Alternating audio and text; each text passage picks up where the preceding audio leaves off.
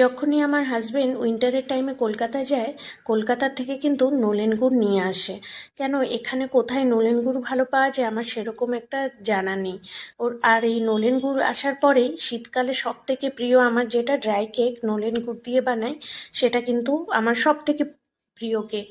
আর এই গুড়ের কেকটা খেতে কিন্তু বেশ মজার। এখন যে কেকটা কাটছি ওটা একটা সিম্পল টুটি ফুটি আর কিছু ড্রাই ফ্রুটস দিয়ে আমি বানিয়েছিলাম, যেটা আমার বাড়ির জন্য।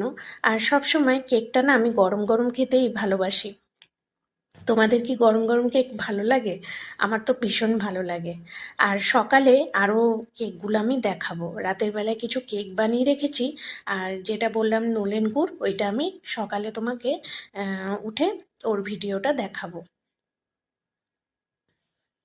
হ্যালো এভরিওয়ান, আজকে একটা নতুন জিনিস বানিয়েছি, সেটা ভাবলাম তোমাদের সাথে শেয়ার করি।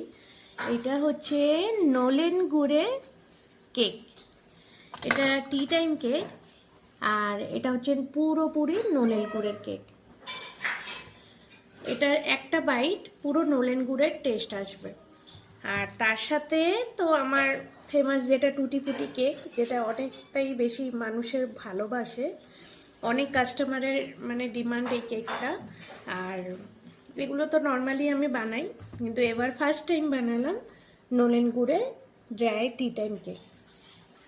তোমাদের কেমন লাগলো এটা জানিও। হ্যাঁ, দেখতে তো খুব সুন্দর, খেতেও খুব সুন্দর হয়, এটা না নিলে বুঝতে পারবে না। আর এটা একটা ছোট্ট মিষ্টি কেক, এটাও নলেন গুড়ে। তোমাদের আমি একটা কেক কেটে দেখাচ্ছি, দাঁড়াও। দেখো কেকটা কতটাই নরম হয়। আসলে গুড় আর চিনির কিন্তু কিছুটা ডিফারেন্স হয়ে থাকে। যারা মানে বাড়িতে কেক বানাও তারা নিশ্চয়ই বোঝো।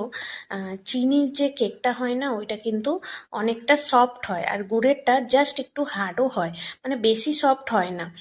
আর এটা আমি গুড় প্লাস কিছুটা মাল্টিগ্রেন আটা মিক্স করেছিলাম, আর অল্প ময়দা মিক্স করেছিলাম, কেন পুরোপুরি আটার কেকটা কিন্তু ভালো লাগে না। চলো টাটা।